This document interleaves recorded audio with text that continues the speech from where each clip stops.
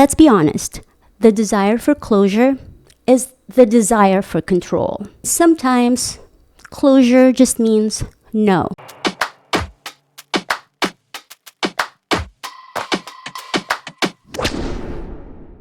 Hey, you are watching or listening to Madame After Midnight.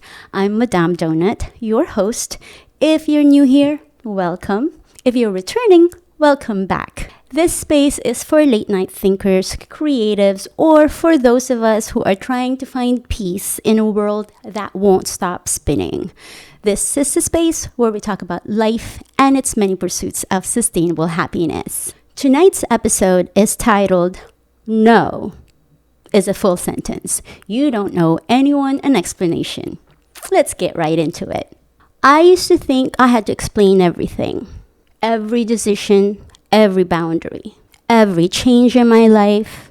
I wanted people to understand me, to get it, to know my heart, to know that my intentions are good.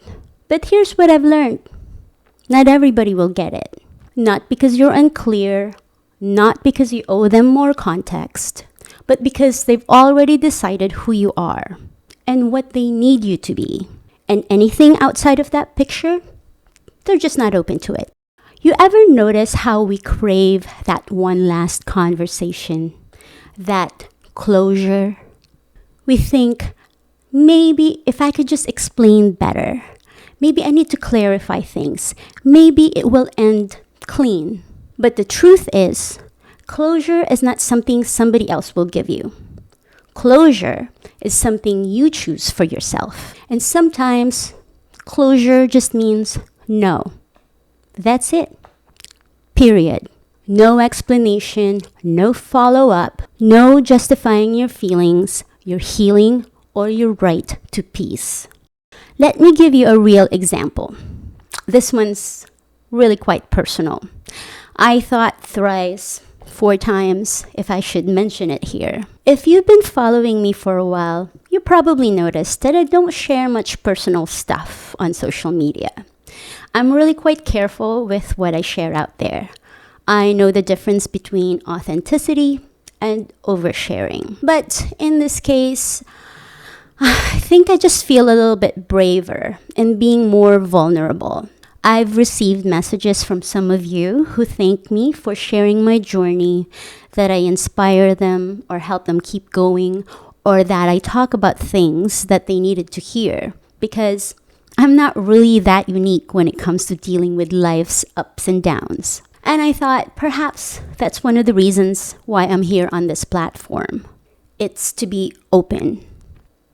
As long as it's relatively safe, of course. Anyhow, this part of my story, not a lot of people know. But I was married for 12 years. I'm not going into so much of the details, but my former partner and I tried to part amicably. It just so happened that we ended our relationship literally a few days just before the world shut down for the COVID epidemic. So you can just imagine it was a very emotional time to be alone all of a sudden after 15 years of being together. But perhaps it was the right time also because we needed that space, that separation to really sever our partnership. Again, I'm skipping a few details, but about a year and a half after we parted ways, he and one of my best friends, whom I considered a sister to me, got together. Now, I'm actually not mad about that part. The biggest part that hurt me is that they came to visit Maui together, and we all had lunch together, and no one said a word about what was going on. I had to read between the lines the way he drove their rental car and that he was taking care of her youngest child. I know it sounds complicated. It sounds like a TV drama. Anyhow, again, I want to skip on the details. That really was just hurtful to me. The fact that they had the audacity to face me, hang out with me almost all day, and not say a word. So after that, I decided not to respond to any of their texts or messages. That was it. I didn't tell them I knew. I just stopped connecting. I just pulled away. I didn't explain myself or asked for explanation. I thought I didn't need to. I simply wanted to move on from the both of them. Did they like it? I don't know. Did they try to paint me as the villain? I don't know. But I slept better night after night after that, without closure.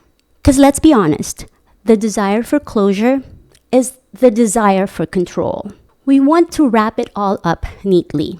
We want the other person to say, you're right. But that's not how humans work. Not in relationships, not in politics, not in family relations, and certainly not online. You can bring all the evidence, you can cite all of your sources, employ mediators, but still someone out there will argue against your reality. So I just figured, why waste my breath? This even brings me to today's climate. We are living in a time where everything seems to be divisive. You say blue, they say red. You say care, they say weak. You say boundaries, they say selfish. So many of us here are trying to get grounded in what we believe in, while being pulled by different opinions that are louder than thoughtful. It's exhausting. So here's your reminder. You don't have to convince anyone of your humanity. You don't need a TED Talk on why you're leaving that relationship, a job, a toxic environment. You don't. You just don't need to explain yourself. No is complete, and your piece is not up for debate. Now let's get practical. These are certain ways to say no in full sentences. Thanks for thinking of me, but I'm not available. That doesn't work for me. I've thought about it, and my answer is no. This isn't aligned with where I'm going. I'm choosing to focus on my energy elsewhere right now. Say it with love, say it in silence, but say it. Before we close out, a quick note. If this podcast is helping you find your voice, hold on to your boundaries, or just feel a little bit less alone, I've opened a Ko-fi page. Is it Ko-fi or Ko-fi? It's kind of like a tip jar. You can drop a little love just to support me. Link is in the description, or I'm putting this page right here. And I thank you in advance. Every little thing helps. But also, for a no-cost way to support me, please like and or comment on this video. I heard it really helps my new channel. And if you haven't yet, click on that subscribe button. Thank you. So wherever you are tonight, whether you're laying in bed, playing a conversation in your head on a loop, or driving silently trying to figure out how to say what you need to say, I hope that this episode reminds you that you don't owe anyone your peace. Not everyone will get it. Not everyone will walk with you in every chapter.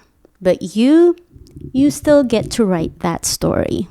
And sometimes the most powerful chapter begins with one word. No. But of course, always circle back to what matters the most. Take care of yourself. I'll see you again next week, right here after midnight.